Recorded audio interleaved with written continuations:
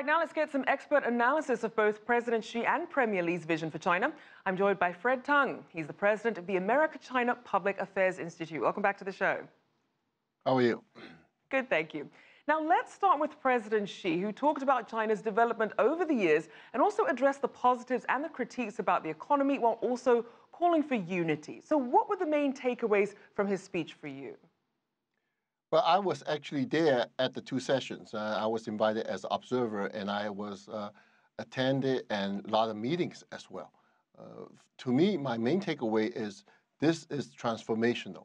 I think from the last 19th Congress to these two sessions, it basically marked the second stage of open and reform that Deng Xiaoping have advocated.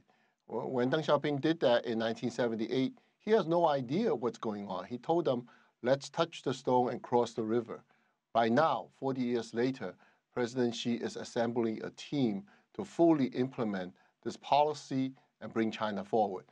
So to me is that they're really touching on a lot of topics and really trying to address the issues, all of the issues in China, including the challenges.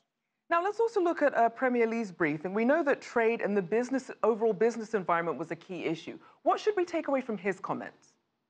Well, I think his comment is basically China's response. But for me, I'm looking at the United States, is that we have a very unique president and his close associates. And they're thinking in terms of creating this, I would say, bargaining power rather than really trade.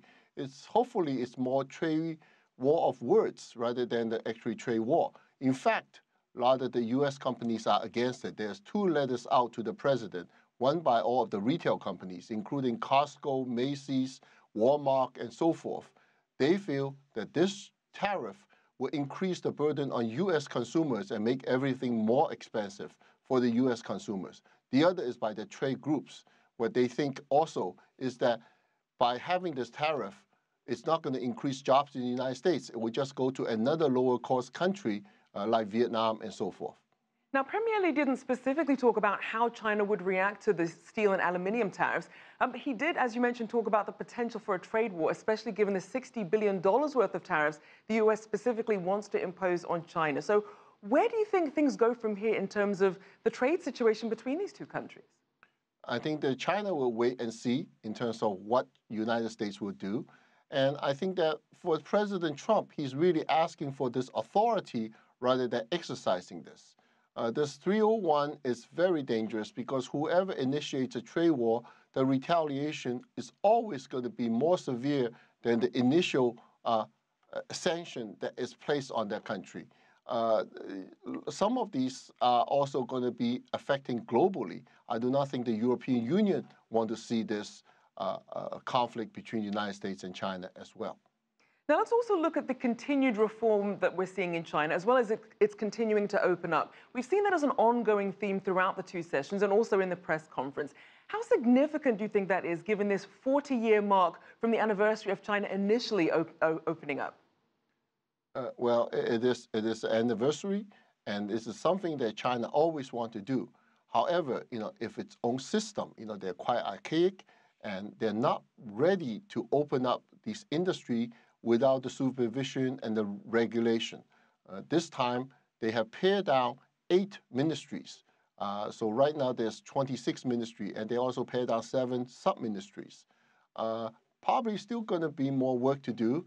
I would say that once probably go to 16 to 18 ministries will be more efficient.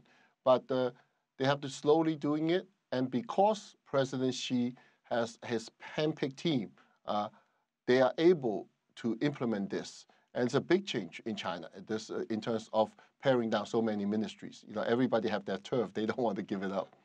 And speaking of these new ministries and some of this streamlining, what do you think this really signals policy-wise to some of China's global trade partners? Global trade partner-wise, I think that the policy right now, they want to cut back on the red tape. They want to reduce the time of setting up a company by 50%. They also want to, in terms of the approval process, they want to cut down significantly. To me, is that China is facing its future, such as they're creating a Ministry of Immigration. They didn't have to deal with that before. but they are combining certain of the ministries. And I think the most significant is setting up this National Supervision Commission, which is like an inspector general type of a commission to further go against corruption. And it's not just to the party members, but to everyone who have committed corruptions. So given what we've seen then from these reform proposals and also from the speeches, what does that tell us about how China is moving its economy as it heads towards its 2020 deadline for achieving some of its economic goals? Well, the 2020 deadline, one of the goals is to eradicate extreme poverty. So some of the people say poverty, but actually it's extreme poverty.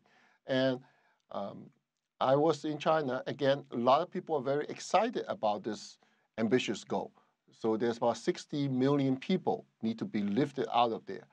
I was at some of the meetings. They're looking at the poorest countries, poorest places in China, and how to do it, hundreds by hundreds, thousands by thousands, until they can get it done. The 60 million people will be out of extreme poverty. Of course, a lot of them have to do with transportation, proximity, but eventually they want to be able to bring everybody up to par so that China can go forward in this modernization.